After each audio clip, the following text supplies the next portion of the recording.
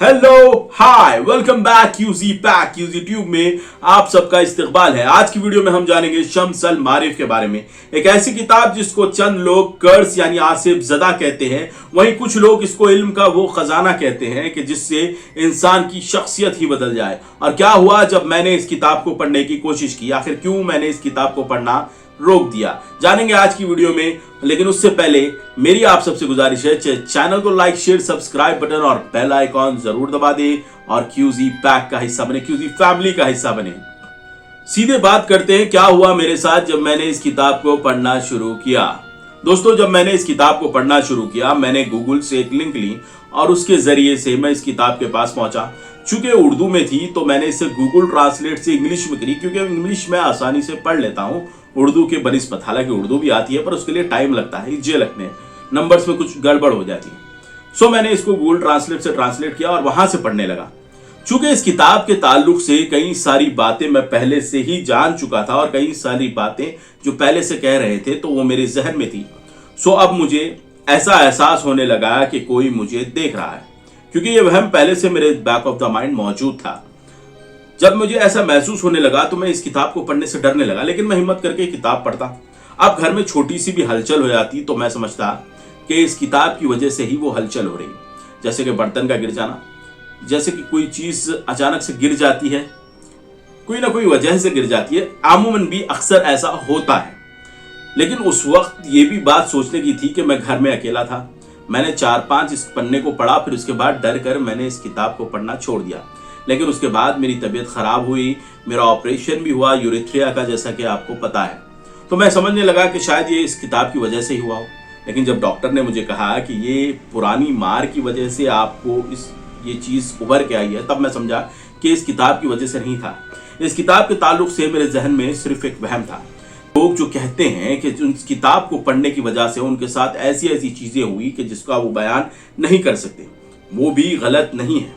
क्योंकि जब मैंने इस किताब के ताल्लुक से मजीद जानने की कोशिश की तो मुझे यूट्यूब पे कई सारे दिग्गज लोगों की वीडियोस भी मिली, जिनमें वो बताते हुए नजर आते हैं कि शम्स अल मारिफ को बुरी किताब कहना सही नहीं है, पर यह भी सही नहीं है कि इस किताब को हर कोई पढ़ ले।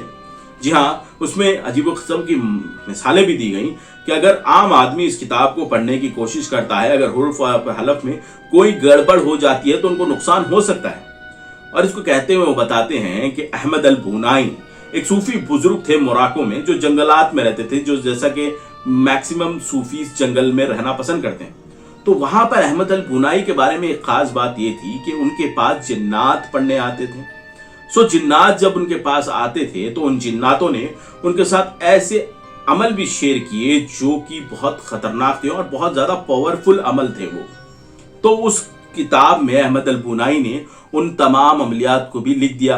वहीं उसके अलावा उस किताब में तिब्बी अमराज यानी बीमारियों का इलाज भी लिखा हुआ है और रूहानी इलाज भी उसके अंदर लिखा है, जिसे ऑकुल्स कहते हैं। लेकिन हुआ ये कि उस किताब के अंदर जो जिन्नात का इल्म था, उस वजह से जिन्नात उस किताब की हिफाजत में लग गए और अहमद अल बुनी के जो स्टूडेंट्स थे, जो इंसान थे, उनको भी ये किताब का इल्म दिया गया और वक्त रहते हुए वो लोग सारी दुनिया में फैल गए। सो कहीं ना कहीं लोग इस किताब का इस्तेमाल करना शुरू कर दिया। लेकिन अहमद अल बुनी ने जब इस किताब को लिखा था, उन्होंने कहा था कि इस किताब का गलत इस्तेमाल ना किया जाए। अगर कोई इस किताब का गलत इस्तेमाल गलत मकासद के लिए करता है तो उसके लिए बुरा हो सकता है, क्योंकि इस किताब के साथ जिन्नात जुड़े हुए हैं। लेकिन लोगों ने गलत इस्तेमाल किया, इसकी वजह से अहमद अल बुनी ने इस किताब को हटा भी दिया, लोगों के पास से मिटाने की कोशिश की। लेकिन उस वक्त तक अहमद अल बुनी के स्टूडेंट्स फैल चुके थे, तो कहीं ना कहीं ये इल्म फैल रहा था और इसके टुकड़े रह गए थे। यानी किसी के पास एक नुस्खा हो, वो दुनिया में ट्रैवल कर रहा था, उससे लोग इस्तेफादा ले रहे थे, यानी उन चीजों से। लेकिन अहमद अल बुनी पे तोहमत लगाई जाती थी कि वो जादूगर है। हालांकि अहमद अल बुनी ने इस किताब को हटाने की कोशिश की और उन्होंने कहा कि ये सिर्फ इल्मी मरासिल के लिए मैं किताब पेश कर रहा हूं, ना कि कोई गलत अमलियात या गलत तरीके से इस्तेमाल करने के लिए। लोगों ने, खास तौर पे वो लोगों ने जिनको काले उल्म का पता था, और लोगों ने इस किताब की चीजों को तोड़ मड़ोड़ कर इसको गलत तरीके से इस्तेमाल करने का तरीका ढूंढ लिया और इसको इस्तेमाल करने लगे। सो अहमद अल बूनी ने इस किताब को वापस मंगाया और इसको मंजर आम से गायब कर दिया। यानी एक तवील अरसे तक ये किताब किसी के पास नहीं थी, सिर्फ नुस्खे थे जो उनके स्टूडेंट्स के पास थे, उससे लोग इस्तेफादा उठा रहे थे। लेकिन एक वक्त आता है हिंदुस्तान के अंदर, जहाँ प्री ब्रिटिश एरा का हिंदुस्तान, वहां पर इस किताब को एक जगह इकट्ठा किया जाता है और ये किताब मंजर आम पर आती है। तो वहीं उस वक्त के जो बुजुर्ग थे उन्होंने इसके नुस्खों को जमा किया और इन नुस्खों को पहाड़ों, तालाबों और नदियों में बहा दिया, यानी इसको टोटली गायब कर दिया। लेकिन इसके बाद इसका एक अपडेटेड फॉर्म भी लोगों के पास दिया गया कि उससे लोग इस्तेफादा उठाए। इसके अंदर से तमाम चीज़ों को निकालने की पूरी कोशिश की गई। चूंकि ये किताब के कई जिल्द, कई सारे ऐसे वर्जन्स मौजूद थे उस वक्त तक भी जो बिल्कुल बरक्स थे जो किताब अब मौजूद है उससे, यानी उससे कुछ बुरा हो सकता था। क्योंकि ज़्यादातर ये जो गैर गलत काम करने वाले हैं वो लोग इसको मैनिपुलेट कर कर लोगों तक पहुंचा चुके थे। सो इसका एक वर्जन आया शम्स अल मारिफ अल कुबरा, बाद में उसके बाद सिगरा, इसके बाद इन्हीं किताबों का ट्रांसलेशन हुआ और कई सारी किताबें शम्स अल मारिफ के ताल्लुक से आजकल मार्केट में हैं। तो जब एक्सपर्ट्स हैं वो कहते हैं कि ये असल किताबें नहीं हैं, असल में जो शम्स अल मारिफ है वो और उसकी जिल्दें बहुत ही कम लोगों के पास मुयस्सर हैं और वो हिफाजत से रखी हुई हैं। और वो कहते हैं कि हम आम आदमी के हाथ में ये चीज़ दे भी नहीं सकते, चूंकि अगर वो इस चीज़ को समझ नहीं सका तो उसके लिए बुरा हो सकता है, चूंकि इसके साथ पहले ही बहुत ज़्यादा मैनिपुलेशन कर दिया गया गरीब और गलीज लोगों की वजह से, यानी ऐसे लोग जो अपनी ख्वाहिशात की तरफ दबे हुए थे उनकी तरफ से। सो इस किताब को ऐसे आपके सामने रखा गया कि ये ना इसका ओरिजिनल फॉर्म है, ना ये शम्स अल मारिफ के वो इसके अंदर नुस्खे मौजूद हैं जो आपको नुकसान पहुंचा सकते थे।